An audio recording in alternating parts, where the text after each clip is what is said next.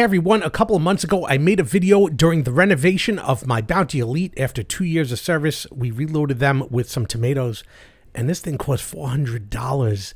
And we decided for our next experiment we were going to get something a bit cheaper, picked one up on Amazon, and proceeded to make a whole unboxing and assembly video documenting everything that we had come across, including a minor modification for the Aerogarden that I've added to this unit, noting that all the supplies and consumables that we would be using would be from Aerogarden. To make things more interesting, everything that we had planting, we had no previous experience with in an Aerogarden, but we proceeded anyway, installed the software, and observed the growth and success, as well as the failures of some of these plants. After a couple of days, we did see some stuff sprout immediately.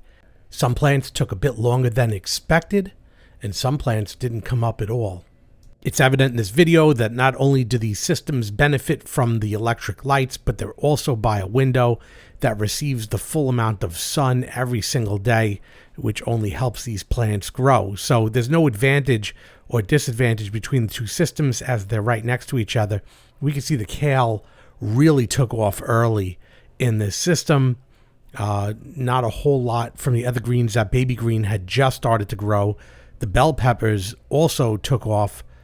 They took a little longer, but they did come up, and there was some success there. The arugula, we didn't see anything. The salad greens got nothing. That was actually relocated into the back corner in the event to see if there'd be some success there, and there wasn't. So the salad greens, the arugula, and the Swiss chard got nothing. Aerogarden does have a guarantee to replace ones that don't come up at all, so I will deal with Aerogarden on those three. And here's the tomatoes on the Bounty Elite just to show how we're doing. But this is as we are before we have a major event going on. I just wanted to show what we're looking at here, because this is something real big's about to happen, and I wanted to document this with everybody who's been following along. You see flowers growing on there. And we are about to pack up this house and move cross country from New England to Florida. And we're going to take the Aerogardens with us. They're not going with the movers, obviously. And I'm going to take every precaution to ensure that everything is kept safe during the move. The Aerogarden have been packed, and not pictured is a third smaller Aerogarden that will also be taking with us. Other plants and the UPS unit will also be coming with us as well. Taking a moment here, the movers are almost finished, and this is pretty much all that's left behind. Here's the third Aerogarden that was on the windowsill in the living room. Now the plan here was to take the UPS unit with us and power all three Aerogardens through the UPS unit in the car. The weather was in the low 20s on moving day, so I was sure to preheat the car in the garage before bringing out the plants to put them in the trunk. And right now, this is just about finding space for them so everything fits in, and they are plugged into the UPS unit, so you can see that they have power. Though I didn't try and turn on the lights, I'm not trying to pull any excessive current, because the car's not on, so it's running off this battery right here. I've only got 2 of them in at this point, and we could see it connected to the car charger. The third one will go right here. Now I have all three Aerogardens in place, connected to the UPS unit. So all three of them lined up. There's the UPS unit with all three plugged in. Again, the car's not on, so it's off the battery. And VW has these Velcro squares to secure everything into place. It's called a cargo system. So now the car's running. We could see that the inverter's running, and the UPS unit is running. It's getting power. All three are plugged in, and I've gone and I've turned on all three of the Aerogardens. So all of them, we can see have the lights and the pumps running, and things look good. So we're going to shut everything. The water levels for all of them were checked, and we'll take one last look from the inside before we depart on our trip.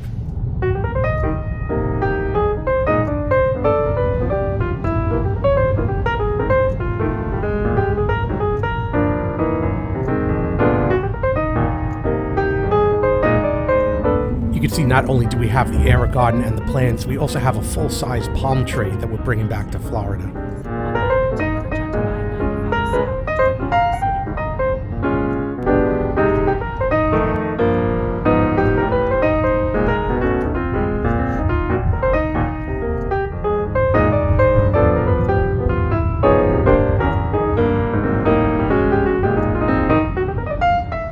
We took a rest in New Jersey. I kept hearing a beeping noise in the back, and I found out that the inverter was not enough power to drive the UPS unit, which was running all three of these. So I had to take out the ups unit from the equation and then run one at a time of these units. So I ran the middle one to provide light for the ones on the outside. I'm just going to have to rotate between the units going forward. Keep it fresh.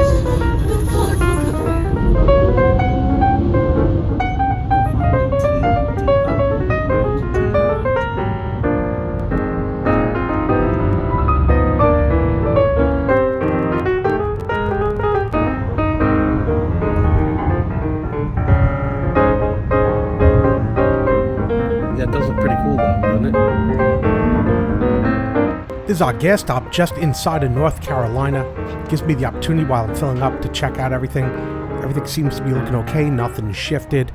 Rotate the lights, not really for the lights, but for the pumps to move it over to the other Aerogarden. Check out the palm trees looking good. So everything's okay. Finish filling up and get to the hotel. We're in Wilson, North Carolina, and it is in the 30s, low 30s, expected to drop below freezing. That means every single plant has to come out of this car. That includes all the Aerogardens, the plants in the containers, the palm tree. It's going to take about an hour to get everything upstairs. So we managed to move everything to the amusement of the hotel staff wherever we could fit it in the room. This is along the furniture where the TV is. Here in the Hampton Inn, we got these two in, and they don't look too bad. Here's the palm tree that I got wrapped up with tin foil, and there's the little Aerogarden. We'll go to sleep and repack the car tomorrow. All the water levels were checked, and the next morning everything seemed to have perked up a little bit, so that's a good sign. We're going to repack everything now. Just above freezing outside, we've managed to repack the car, though we're plugging stuff directly in now. We're not using the ups unit, so we're just going to cycle things out throughout the day to get the pumps going and the light going. But everything seems to be fine. Everything's back in safely. We'll continue on our journey.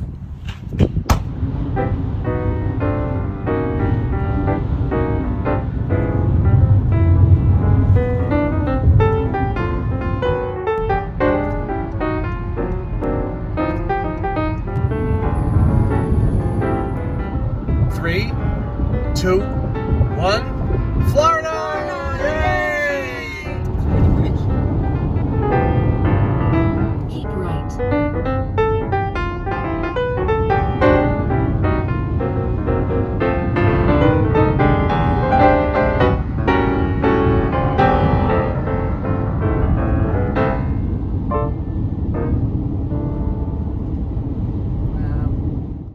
Arrival was all about unpacking and getting it into a room.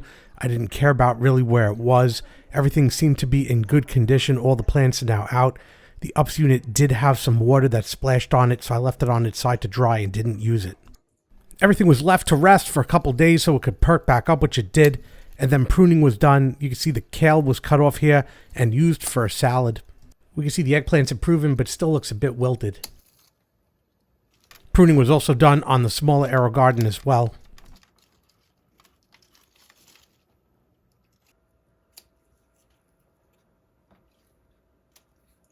As well as some tomatoes off the Bounty. The water proved to be superficial. The APC dried out, was plugged back in.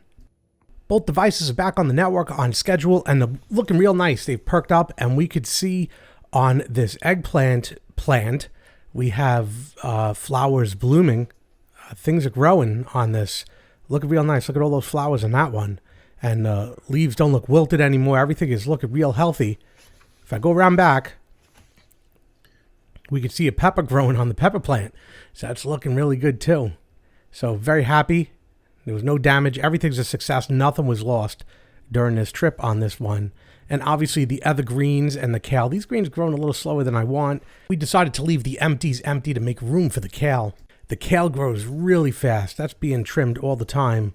And the other plants all bounced back too. Here's the small herb garden. We got the mint and the other plants on here, the basil, and I believe that's the chives. And the tomatoes back there looking good as well. We can move to our more permanent temporary solution. Here's a spot with the waterproof pad already laid down next to the temporary coffee machine spot. The coffee machine's in the guitar room till the kitchen's finished. Then we'll have a bit more room here on this shelf. And we can see everything is now installed and they're all plugged into the up system now. So this is what we were going for. And this is by a window that is just behind the camera. They're not connected to the network. And I want to check something from a comment left in a previous video. And that was that the time can be synchronized to the network. So I'm not going to set the time right now, and we're going to see if in fact this is possible. So I'm just going to go to the menu selection to connect to the Wi-Fi. It's got to connect to my network, obviously. Now it's connected, and we look at the app, and we do see that it's online. Checking for software update confirms network connectivity, so we're good. I hit home, and it says add planned food. We're going to deal with that in a bit. So what I'm going to do is I'm just going to hit remind me tomorrow, and we're going to come back to this. And up till now, we see the time as default. It's not set from the network. It's exactly as it was as it turned on, even though it shows the device to be online. And I can see the device in the app. Everything's working fine, but network time protocol is clearly not setting the time, even though it's on the network. There is, however, a picture of a clock that you could press that will sync the time on the device to that of the phone. That's ridiculous. Number one, it's not automatic in the event of a power outage. Number two, why would it just not use network time protocol like the phone does? This is, I don't know. This design is ridiculous. Moving on, this device is not network enabled, so you just use this push button. Depending on when you turn it on, it has a cycle for the light, and that's about it for this one. The knockoff is weird because when I opened up the app, it looked as though it was connected, and I'm like, wow, this app must be broken because I did not provide any wireless credentials for this device. It can't be connected. So I'm going to hit the Wi-Fi setup button, and when I did, the device went offline. So it was in fact previously connected, because now when I try to connect to it, I get a device connection failure. And I'm like, what is going on here? How was this device connected to my wireless when I did not provide a wireless password for it? Did the app provide a wireless password via one that it stored from the phone? I'm going to re-add it, but that's weird. I don't know how to wrap my hands around that. So I'm going to go through the motions, re-add it, but I just wanted to share that with folks because I was not expecting that on a new network. It calls this one System 2, so I may have to delete System 1. I don't know.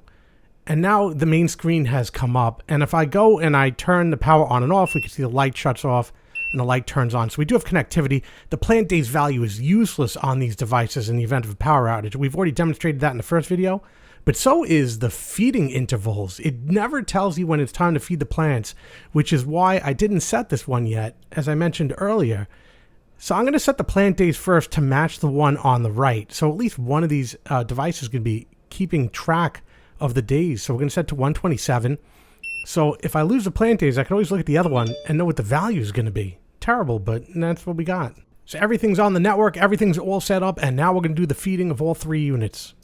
I sit back and watch because I don't know how much goes into which one. That's already been calculated.